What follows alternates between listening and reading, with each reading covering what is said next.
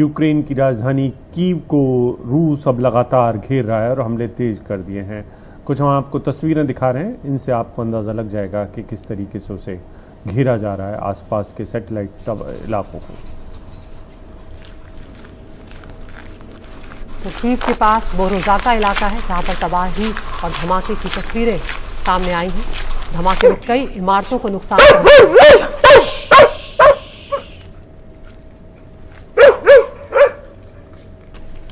तो satellite towns हैं, उन्हें कब्जे में ले रही है रूसी सेना और कोशिश यही है कि जल्द से जल्द यूक्रेन की राजधानी कीव पर कब्जा जमाया जाए। यूक्रेन ने रूस के हमले में 2000 आम नागरिकों के मारे जाने की बात कही है और जैसे जैसे ये हमले बढ़ते जा रहे हैं, तेज होते जा रहे हैं, मरने वालों की तादाद बढ़ने का खतरा भी मंडरा रहा है। तो चारों तरफ से अब कीव को घेरने की कोशिश में जुटी है रूसी सेना और हमले लगातार तेज किए जा रहे हैं।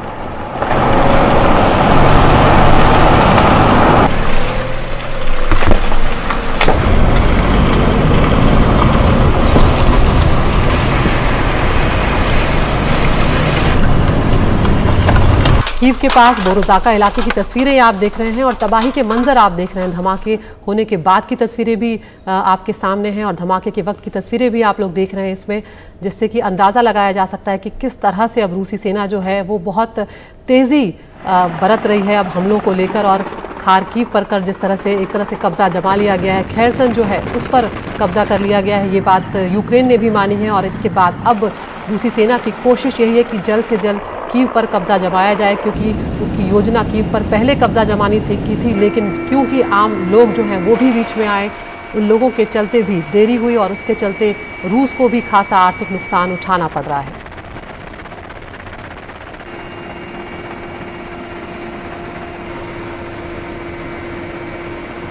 और ये दूसरी तस्वीरें आप देख रहे हैं रूस यूक्रेन बॉर्डर की हैं, जिसमें बड़ी संख्या में रूसी सैनिकों का काफिला देखा जा सकता है।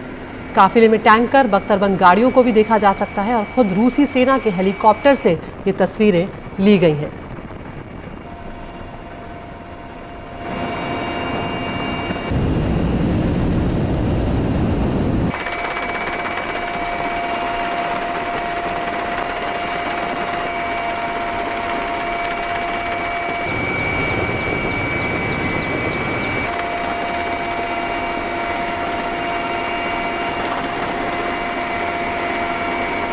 और हमारे साथ सुरक्षा विशेषज्ञ, अंतर्राष्ट्रीय मामलों के जानकार हमारा आगा साहब जुड़ गए हैं। स्वागत है आगा साहब, आप हमारे लिए वक्त निकाल पाते हैं।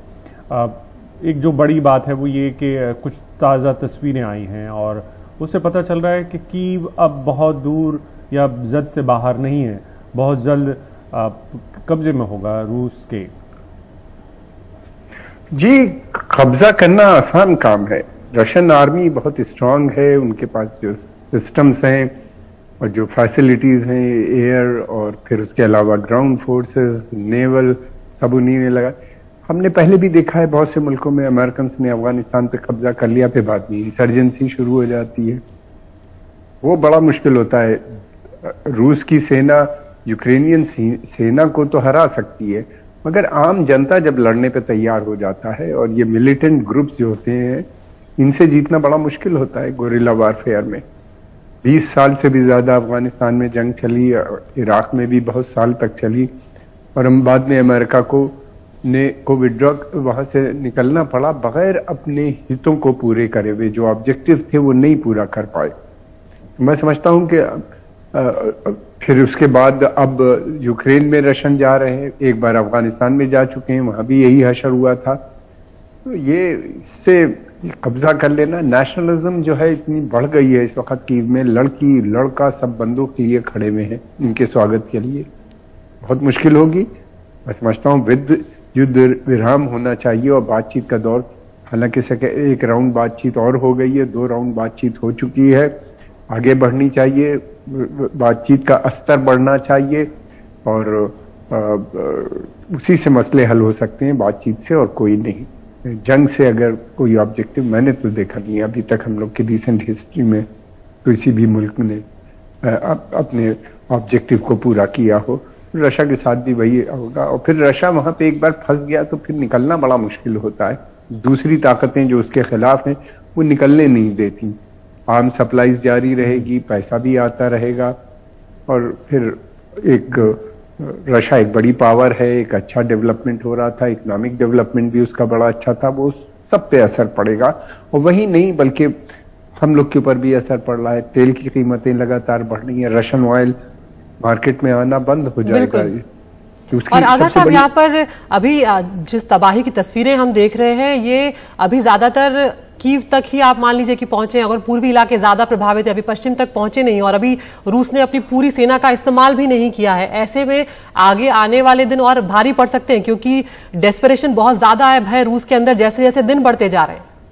हाँ, उन्हीं ने तो न्यूक्लियर ऑप्शन तक को कहा है कि वो न्यूक्लियर भी यूज करेंगे। देखिए, रशिया दूसरी तरफ रशिया एक बहुत संपन्न, बहुत ताकतवर देश है।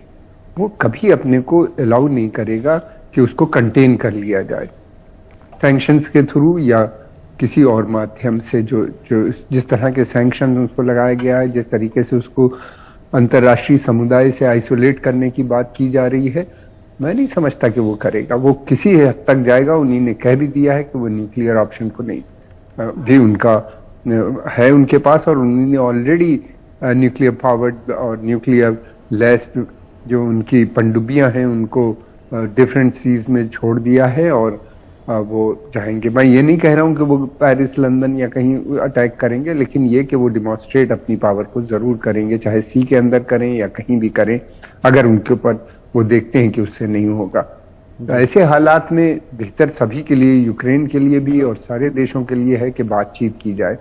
रूस बातचीत के लिए राजी है, लेकिन उसकी शर्त यूक्रेन ने और अमेरिकन ने लगाई है, वो सख्त है कि विड्रॉवल वो अब संभव नहीं है कि फौरन विड्रॉवल हो।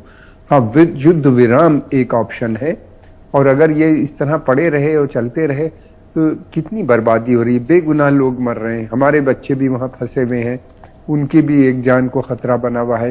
फिर उसके अलावा ये है कि यूक्रेन की इकोनॉमी पहले ही बहुत कमजोर हो गई थी, अब तो वो बिल्कुल 10 साल 20 साल के लिए पिछड़ गया।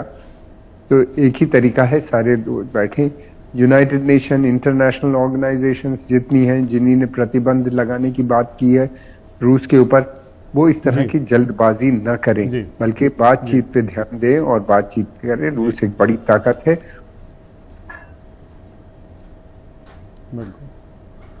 बिल्कुल, बहुत बहुत शुक्रिया, आप हमारे साथ जुड़े हुए हैं।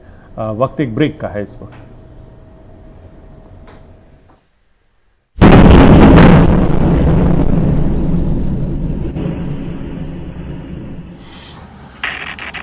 Какая жесть.